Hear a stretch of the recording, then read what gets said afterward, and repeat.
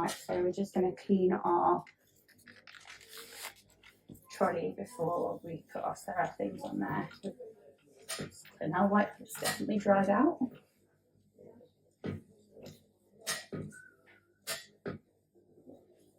And I'll just pop that in the bin. Okay, then we're going to open, oh no, yeah, we can open that, but I just can't touch the inside of it.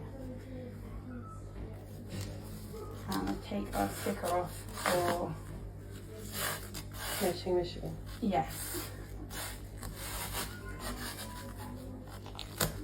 Just put that somewhere safe and it can go there for now.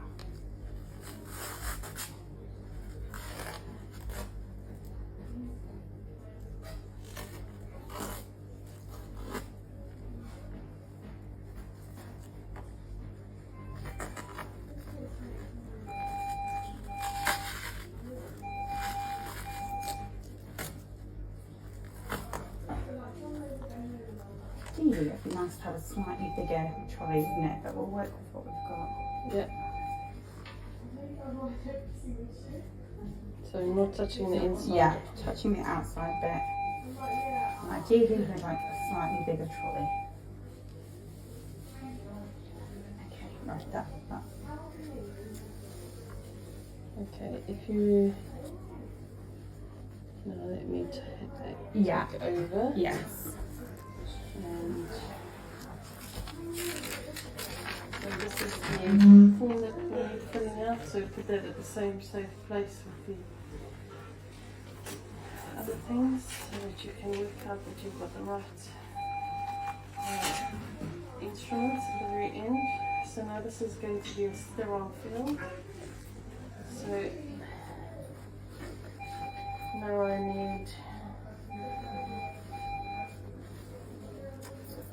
to set up my instruments, so I'll need my scissors to cut my tapes and things, and I will need the non-tooth forceps, so the one that doesn't bite, for the actual line. The other things are really just for umbilical lines, so those are the two instruments that we really need to use out of the sterile pack. Okay.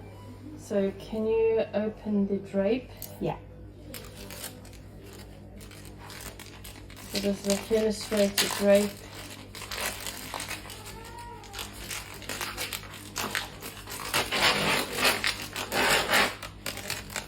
Yeah, there we go. And then we need the one with the gauze. The sterile part. Yes. Yeah.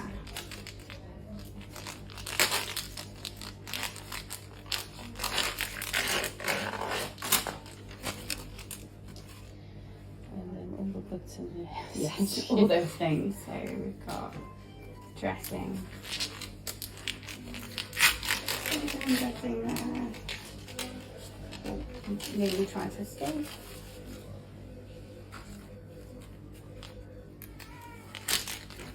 And that one helps with going around the line at the very end. We've got some more steri strips. These are steri strips, especially for the little kitties.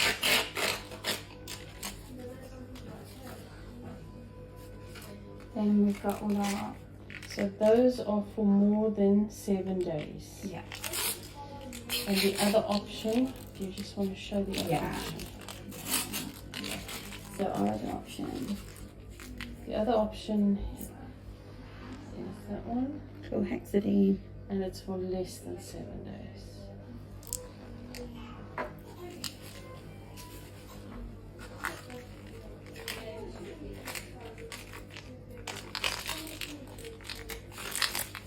Then we've got our syringe. We've got our needle.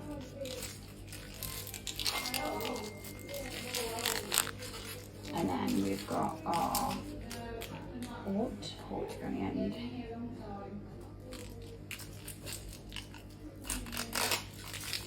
And then that I will be opening when we're ready. So that's the sodium chloride to use as a flush. And we must make sure that you get somebody to help you draw it up and not pour it into plastic and draw it up yourself. Yeah. Right, then we've just got the lines. We have to remember to save the line stickers as well to put on the matching Michigan.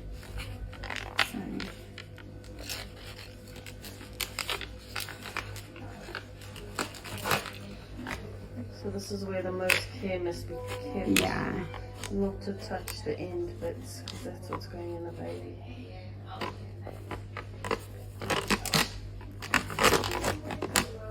Okay. Do you want me to Just upend it. Upend it, yeah. There we go. Yeah. So we're going to save our sticker. I'm going to put it on the side now to put on the matching Michigan. Oh. We'll pretend that didn't happen. If that did happen in real life, we would have unsteriled our field and we'd have to start again. Yes. Okay, then just to point out the other things that are available.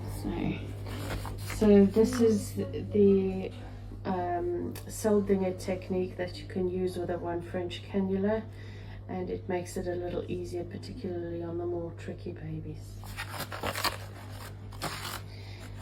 This is a double lumen line which only has 2 1 French lines in it and cannot take high volumes of fluid, so should ideally only be used in babies that are severely ill, needing lots of infusions, and that are under a kilo.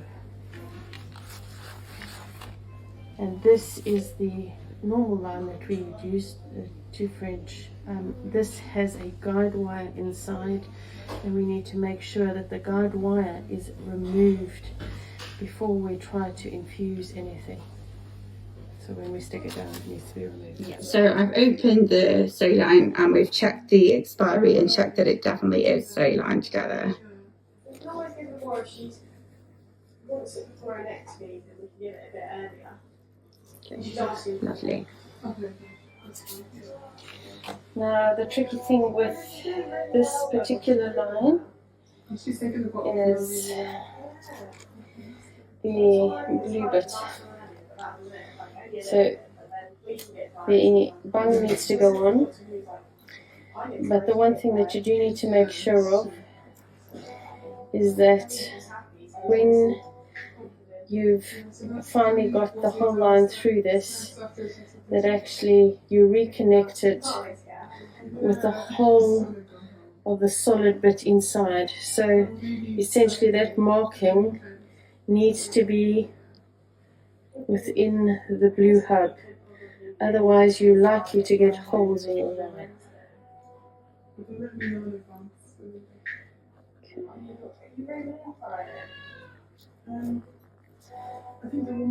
So by putting the blue bung on at the beginning, you actually stop backflow happening. Okay, now I'm going to flush it through.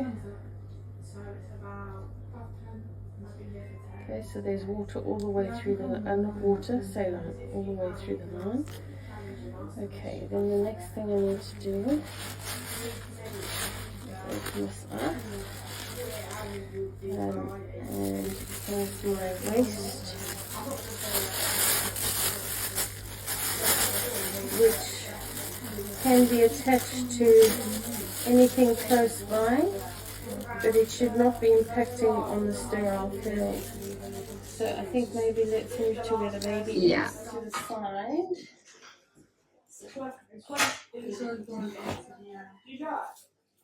It's a nuisance. In real life, we'd have the gown done up, but it's 28 degrees today. So without touching the actual unsterile thing.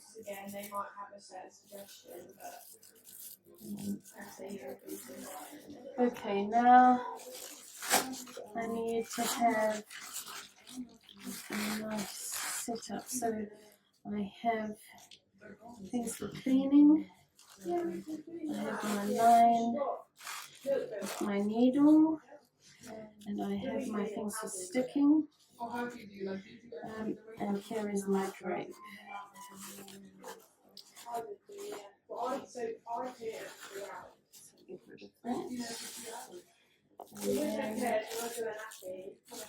here is another drape that I can use to make sure that the hole is not too big, and a further drape that I can use for afterwards when I'm waiting for the line. Here's my gauze that I will need when I'm doing the line. Okay, I'm now going to put on a second pair of gloves in order to do the cleaning.